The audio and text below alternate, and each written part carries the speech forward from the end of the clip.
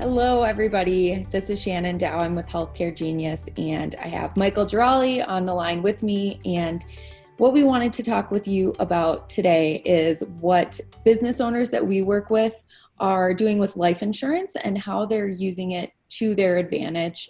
And if you're not doing it already, hopefully this video will give you some insight and some guidance on how to do that. So, Michael, do you want to start off by giving us kind of an overview of what a cash value life insurance policy is? Yeah, Shannon. So cash value life insurance started off as whole life. That was the first product that really was widely used throughout really the last 100+ years. Those of you who don't know what whole life insurance is, it's basically insurance that guarantees you'll have it for your whole life. So easy to remember. Great clarification. Yes, thank you. The idea behind it, a cash value policy, was that you were overpaying into the policy in the early years. So you would put more money into it than it would require. And then that would make sure that it was guaranteed in the later years. So as you got into your 60s, 70s, 80s, the coverage would stay in force.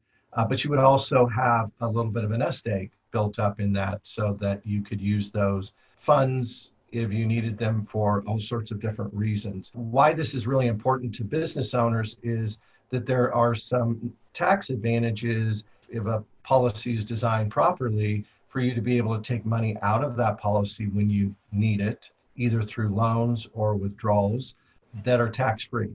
So even though you're putting the money in after tax, so you're not getting a deduction for that as a business owner, when you first put the money in, taking it out can be tax-free, again, depending on if it's properly structured. Okay, now, Michael, what are some ways that you have seen businesses using these types of policies?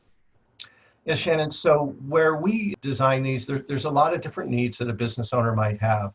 One could be key man protection or key woman protection. That can be the business owner themselves or one of their key people, so that the policy exists for the unfortunate circumstance that somebody would pass away. That's one way that we're seeing them used. Another way is that some of these policies have living benefits, so that if somebody can't work, they don't necessarily pass away, but they can't come back to work and do their job, and it's a serious illness, the company could actually collect some of those policy dollars to help offset what they're losing in revenue because that employee isn't there, that key person. So that's one way, key employee. We see another way is that employers use these policies as incentives for their key people. So they'll make contributions into a cash value type of policy that over time grows. And at some point in time, they may decide to pay those dollars out to the executive. So that's one way. We also see where they'll have the executive buy the policy, and then the business owner will pay the premiums on that policy. So it's kind of a golden handcuff, a way to keep people there by continuing to pay that premium. And then in those examples, the great thing for the executive is that when they retire, they can start taking money out of those policies. And again, it can be designed, if it's designed properly, those funds coming out can be tax-free. Michael, I know that throughout your years in this industry, you've done a lot of work with healthcare, not only with healthcare while people are working, but really with a focus on healthcare in retirement. And in some of our videos, you may have heard us talk about how important it is to plan for healthcare costs in retirement. One of the ways to do this is through life insurance. And so can you walk us through how you are seeing business owners do it, and maybe even how you're seeing executives do it for themselves? We talk a lot in our videos when we cover Medicare about the means testing of Medicare, which basically just means that as you have more income in retirement, the more money you have to pay for your Medicare premiums. And these can be considerable. I mean, we're talking with people in their 40s, these can be $800,000, $1 million or more over their lifetime. So a lot of businesses that we talk to, we have them look at using a life insurance policy that's properly funded and designed in the right ways to use the dollars out of that policy when the business owner retires or the executive retires, to be able to pay for their healthcare costs. And what's great about that is that the dollars coming out of there, we mentioned they're tax-free, they also don't count towards the means testing of Medicare.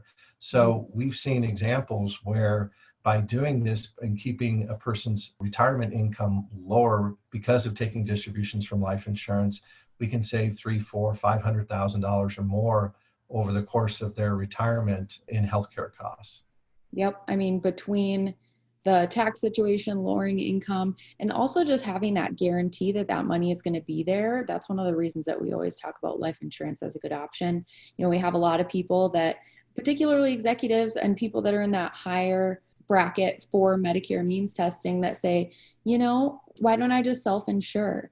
And when you really look at what life insurance can do for you in terms of healthcare and retirement, it's a really, really good option. And Shannon, one other point to add to that is that many of these policies have either long-term care riders that you can add to the policy, or they have benefits that would allow you to accelerate the death benefit if you have an event like a long-term care event where you had to go into a nursing home, or even if you have to have somebody come in and take care of you. So you can access the death benefit to pay for those costs. So it gives you really not only just the ability to take money out to pay for your healthcare costs every day, but if something catastrophic happens to you, it allows you to draw from that policy to pay those costs, and you're not having to draw down other assets. Hopefully by watching this video, you've gotten some ideas if you're a business owner on how you can utilize these policies or encourage your employees to utilize these policies, particularly your execs who will be in those high income ranges when they do retire. So if you're curious about how these policies work and you want to see one in action, we actually have a case study of a plan that might be interesting to you. It's in the description below our video here. Or if you're watching this on Dub, we just have an attachment right below this video. If you have questions about anything we talked about in general or specifically about the case study, feel free to reach out to us, leave a comment, or if you want to become a client and learn a little bit more, you can always apply to do so in the description below. If you're watching this on YouTube, make sure you subscribe to our channel and click the notification bell so you know when we're coming out with new content. And we are always here to help, so feel free to reach out. Thanks.